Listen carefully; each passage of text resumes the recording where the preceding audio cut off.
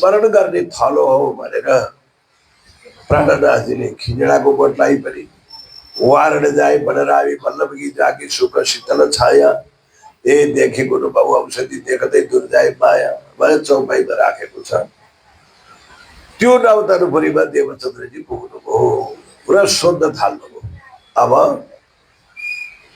त्यहाँ के छ चलो जो नौतनपुरी जानुभएको छ उहाँहरूले देख्नु भएको छ सुन्नु भएको छ। त्यहाँको गुजरातीहरूको चलन सुन्नुहोस्। बिहानै उठेर आफूले गाई पाल्दा 1 रुपियाँ खर्च आफ्नो हुँदैन त्यहाँ। किन? गाईवालाले एक भारी घाँस किनेर ल्याएर गाईको नजिकै राख्ने, गाईको दर्शन गर्न आउने भक्तले हाम्रै घाँस हाम्रै गाईलाई किनेर खुवाउने। भोलि घाँस किन्नलाई पैसा आयो गाई पनि हाम्रै अगायो। त्यहाँको चलन त्यो छ। मन्दिरमा घाँस टन्न गाडाका गाडा ल्याएर राख्यो, दर्शन गर्न आउनेले घाँस हाम्रै किनेर हाम्रै गाईलाई खुवाउँछ। गाई पनि अगाए, भोलिलाई घाँस किन्न पैसा नि भयो। त्यस्तो छ त्यहाँ।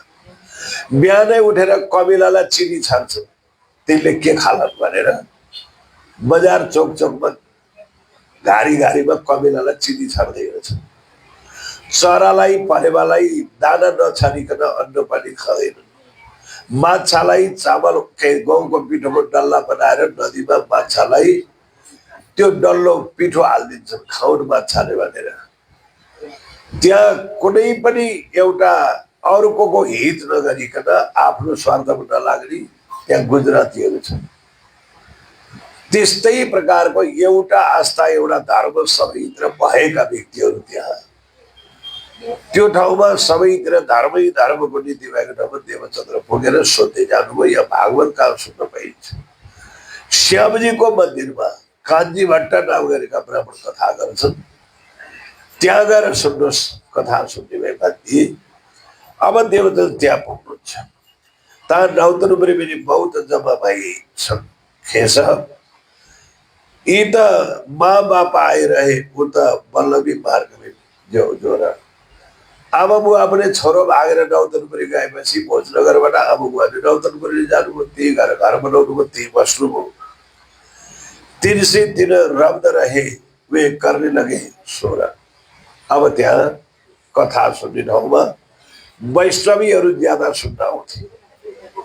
कुन वैष्णव थियो त? वल्लभी मार्गी कथा सुन्न आउँथे। देवचन्द्रले गएर गुरुजीलाई भन्नुभयो, गुरुजी म पनि यो कथामा सुन्न पाउँछु, सुन्न बस्न पाउँछु। ओहो, कथा सुन्न हुँदैन कसले भन्दा सुन्न पाउँछौ? मेरो एउटा नियम छ गुरु, मेरो कथा मैले श्रवण गरुन्जेल अन्न पानी के पनि खन्न। आत्मालाई आएर पुष्ट गरेर अनि शरीरलाई आएर दिन्छु। जति बेरसम्म कथा हुन्छ तबसम्म निर्जला र निराहार भएर कथा सुन्छु। मलाई त्यो आशा छ। हुन्छ, त्यसै गरी सुन। अनि कथा सुन्दा कसरी सुन्ने अब सुन्नुहोस् है। श्रोतव्यम मन्तव्यम निधिध्यासितव्यम। कथा सुन्दा के फाइदा हुन्छ भन्दा भागवतको महात्म्यबाट श्लोक आउँछ। भाग्योदयन बहुजन्म समर्जितेन सत्सङ्गम चलवते पुरुषो यदा वै अज्ञान हेतु कृत मोहमदन्तकार नाश विधायन तदोदयते विवेक। यदि विवेक पुर्याएर कथा सुन्यो भने एक जन्मको भाग्यले होइन, धेरै जन्मको भाग्य जब एकत्रित भएर जुड्दछ तब व्यक्तिलाई एकैछिन कथा सुन्ने सौभाग्य प्राप्त हुन्छ। एकैछिन कथा सुन्यो भने युगौंका दोषहरू पापहरू सकिन्छ, विवेक पुर्याउनु सुन्यो भने। अब देवचन्द्र त कथा कस्तो हो त, मेरो आत्माले लक्ष्य गरेको दिन नभेटेसम्म सुन्छु भन्ने विचार गर्नुभयो। अब भागवतमा जम्मा 335 अध्याय हुन्छ, 12 स्कन्द हुन्छ। भागवतमा 10 अध्याय चाहिँ महात्म्य छ। 6 अध्याय महात्म्य पद्म पुराणबाट बनाएको, 4 अध्याय महात्म्य स्कन्द पुराणबाट बनाएको, 10 अध्याय महात्म्य। बीचमा 335 अध्याय चाहिँ कथा। 335 अध्यायमा 12 स्कन्द छ। स्कन्द भनेको हाँगा। अनि मसिना हाँगा भनेको अध्याय। पातै भागहरू वृक्षमा कति छन्? 5,76,000 पात छन् त्यो वृक्षमा। 5,76,000 पात भनेको के हो? 5,76,000 अक्षर छन् त्यो भागवतमा। पुरा भागवत वृक्ष एउटा भयो। त्यो वृक्षका ठुला हाँगा 12 भए, मसिना हाँगा 335 भए। पात चाहिँ कति हो? 5,76,000 पात।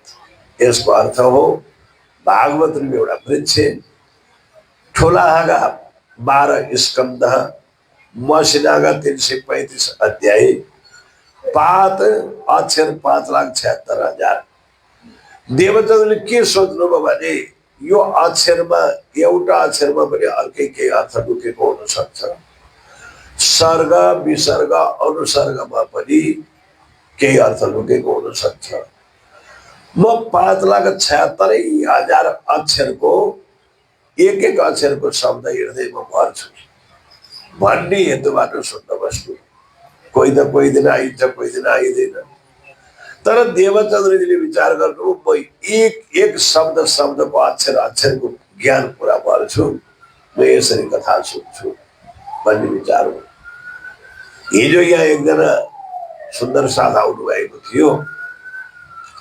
मैले यो कथा सुनाएपछि उहाँलाई एउटा खोज्नु मन लागेछ।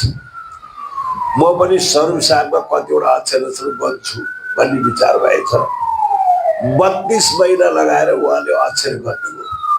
तारतम सागरको रास किताबदेखि अन्त्य प्रकरण अन्तिमसम्म अक्षर गन्दै गन्दै जाँदा उहाँले कति अक्षर पुर्याउनु भएछ त? 7,19,110 अक्षर तारतमबाणीमा। हिजो आउनुभएको थियो 2 दम्पति, आज आउनुभएको छैन। अहिले केन्द्रीय सदस्य हुनुहुन्छ। पहिला काभ्रे जिल्लाको अध्यक्ष 2-3 कार्य चलाउनु भयो र एकजना धामवासी तुतुकाजीको धर्मपत्नीसँग रिजाएर त्यहाँ जग्गा प्राप्त गरेर जिल्ला समितिको भवन, विशाल 4 तले भवन बनाएको छ उहाँले बनेपामा। त्यहाँ मैले पनि 16,000 रुपियाँ अर्पण गरिदिएको छु। उहाँहरूले गुरुबाको नि चाहियो भन्नुभयो, लौ भनेर। अब यो तारतम रूपी वृक्ष कस्तो छ? पुरा वृक्ष तारतमबाणीको एउटा ठुलो रुख। अनि त्यो तारतमबाणीमा 14वटा हाँगा छ, 14 भाग। मसिना हाँगा कतै 524वटा, 524 प्रकारका अक्षर। पात कति छन् तारतमबाणीमा?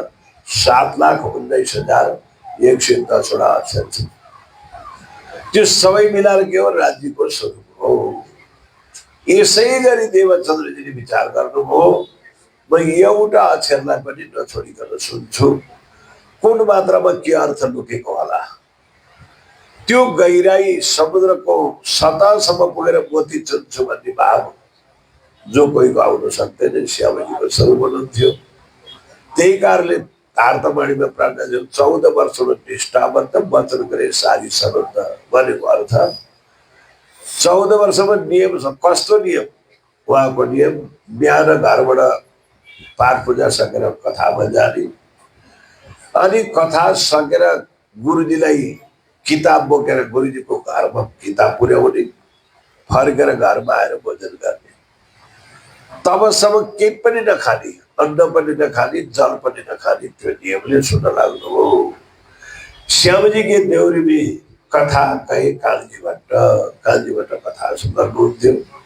निष्ठाले सुन्ने लगे वही बल्लभियो से खतबाट। अब देवचन्द्रजी कथा सुन्नुहुन्थ्यो अर्कै तरिकाले, अरू अर्कै तरिकाले। कसरी? श्रोता 3 प्रकारको हुन्छन् भनेको छ